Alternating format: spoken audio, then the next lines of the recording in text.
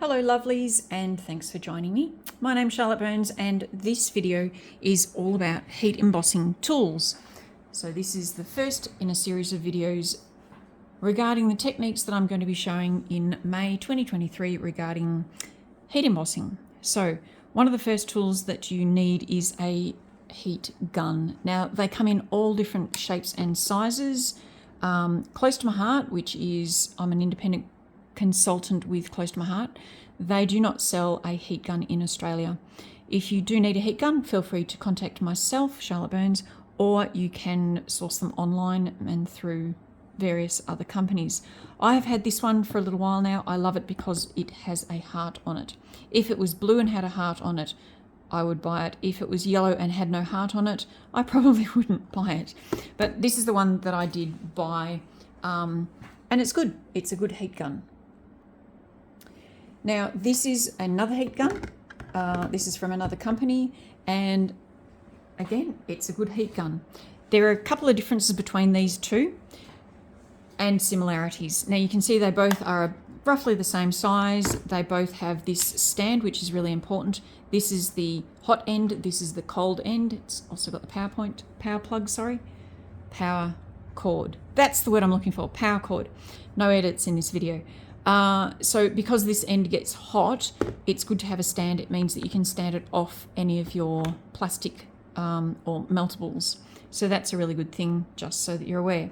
The difference between these two is the power switch. So when I'm setting these up, you can see they look very similar. Here is the power switch for my pink machine, and it is either on or off. The brown machine, which is not as pretty a color and it has no hearts on it, this brown machine does have two settings. So it has setting 1. This one is not plugged in. It has setting 1, and I believe that is just for drying paper. It's not very hot.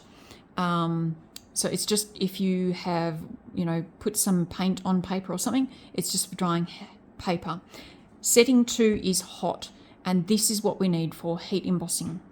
So some people ask, can I just use a hairdryer? The answer is possibly, but I wouldn't. The difference between a heat tool or a heat gun used for heat embossing and a hairdryer is that a hairdryer is used for drying hair and a heat gun is used for heating stuff. No. Also, a heat gun is hotter than a hairdryer and less blowy. That's a technical word for blowy. So it doesn't blow out as much air, and that's really important when you're heat embossing because we're dealing with powder, which brings me to my next lot of tools or equipment that you require for heat embossing. So heat gun, most important. One with a heart, bonus points. The next thing you need is a container to keep everything in. Now I have just used this, cheap container from a $2 shop because it just fit all my stuff in it. I actually have 2 stacked. I believe I used to use the bottom one to tip the powder into. I don't do that anymore, and I'll show you what I do. But I've left them stacked together because I don't know why I'm telling you that. I'll shush now. All right, inside my container I have everything that I need for a session of heat embossing. What that means is that I can pick up this container and I can pick up this tool and off I trot along to my session. So what's in my container? My container has embossing powder, and I'll go into that in more detail what that is in the next video, so stay tuned for video 2. So I have my embossing powder. It comes in different colors. I have some containers that don't have much in it. So here is my clear, and you can see there's not much left in that container. It helps if I keep it on the screen. Then I have another one that's also got clear and it's got lots in it. Why are there 2 containers, one with lots and one with not enough? Why can't I just tip that in there?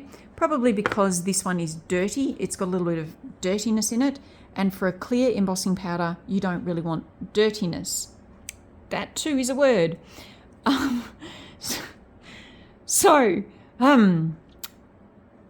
It's not a bad idea to keep them separate, and if I find that I put this onto something, then I can always put it into there. I might even keep an empty container in here just in case I get more dirtiness.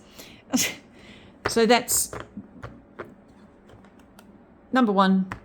Number 2 is embossing powder. Number 3 would have to be this stuff. So this is Versamark. Now, any sort of embossing ink, and I'm going to do a separate video with all about the different inks, but Versamark is just sort of like a really well-known ink that you can get. When I open this up, you'll see that it looks white. It's actually clear. I'm not going to stick my finger in there, not even that finger. I'm not going to stick my finger in there. Here, I will show you on a maybe bit of paper. I don't even have scrap paper close by. Hang on, let me grab the lid off my bin and I'll show you on a piece of white paper that this is clear. So here's white paper. If I press that into the corner, it's clear. Now, let's see if I can see how that's got a bit of shine to it. So it's a clear ink. It doesn't have to be clear. In fact, you can use any ink, and I'll go into inks, but you can use any ink that stays wet for a period of time. You'll have to tune into another video to see why. So ink. Now, the other thing that we have, Close to My Heart sells these, and you can get them from other companies, is embossing ink pens. These are super cool. That is another video. So I've got some embossing ink pens there. I also have this tool, which I'll talk about in a second, because I'm going to say I've got a refill for my ink pad. This is kind of really important because you don't want this going dry. Okay, so refills, if you're going to get something to do your heat embossing, grab a refill at the same time. That's a good idea. Right, this one. This is an anti-static pouch. You can use like a pouch of cornstarch if you want to. I keep mine in a little expired, deleted, no longer available container. That these can't get them anymore, but I love this one because it's square. Yep, I'm kind of spinning today. All right, so this is a powder pouch. It's great for a lot of things, but I actually hated heat embossing until I found this tool. Now I don't mind it. I can't say I love it. I'm going to be honest with you, but I don't mind it. And we're going to do a bit of, when we're actually getting into the heat embossing videos, we'll do a little bit of testing with and without this anti-static pouch, but it is just more or less talcum powdery. So cornstarch, talcum powder, that sort of thing. So they are some of the essentials. So definite essential is your powder, your Versamark or a similar ink that doesn't dry really quickly, and a heat tool.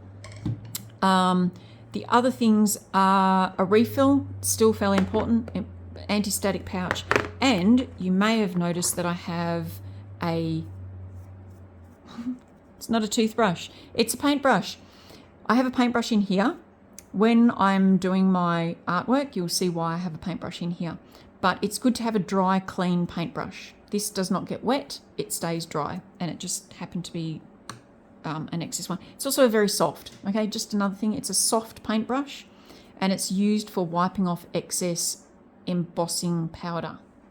Okay, so that's pretty well it. The other thing is, if I lift this up, I do keep with me, you don't need to, there are lots of different ways, but I do keep with me, these are actually coffee filters. So I was watching some YouTube videos a long time ago, and they were using coffee filters.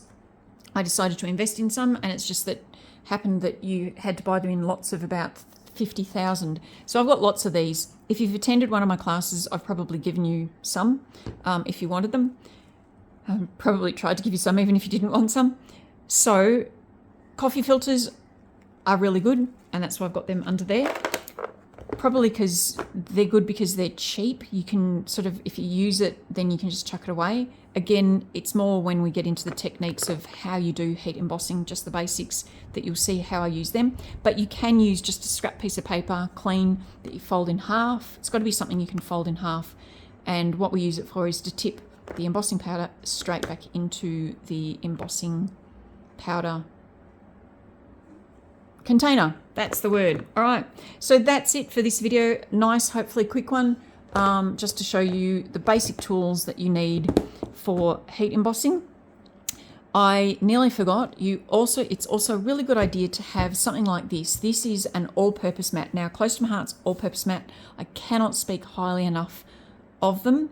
I've had an all-purpose mat in the past, and when you do this to it, it moves with the table. The Close to My Heart one has like a non-stick backing to it, which means that when you do this, it doesn't move. It's got the Close to My Heart words on one side, and then it's got nothing on the other side. The Close to My Heart words are printed on the side that is, it's not sticky, it's not tacky, it just doesn't move. It's, I don't know, it's like those stickers that cling on windows. This clings onto your desk top. That goes down. All right, so that's an all-purpose mat. Now, the all-purpose mat by Close to My Heart, the reason why I find it amazingly good is, one, because it doesn't move around on your table, okay? The other reason is because, and I'm just turning the pages and I probably won't be able to find it. No, don't say that, I will find it.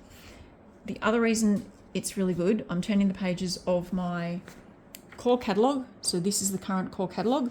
And if we turn to page 93, we find this is the all-purpose mat here. So let me just read. It's a non-stick mat that easily wipes clean for use with all projects. Features non-slip underside, heat resistant up to 240 degrees Fahrenheit, which is hot enough in centigrade that I don't need to say how much, but it's high, okay? What that means is when you are using this hot gun and you're blowing on your paper with this sitting underneath, what will happen is the paper may combust and this will stop anything going through to the table underneath. It will protect your table surface, okay? If you're using something as hot as, say, a soldering iron, and you happen to leave your soldering iron on the all-purpose mat and you walk away and you forget about it because you're having lunch and then you get watching television and it sits there for 3 hours, this can happen. See that? That can happen. Now, that looks pretty bad. You know, there's a hole there. You can see it. You should see the table that was left underneath. The table underneath had a hole about this big in it. It was a plastic top table. This mat is fantastic. It protected, well, it didn't protect the table, but yeah. Anyway, the table melted. I'm not working on a plastic table, but if I did the same thing, which I'm not going to, but if I did the same thing, it's still going to protect. It'll protect this table that's underneath this because it's not plastic. So all I can say is these are brilliant. Okay, that is pretty well the end of my video.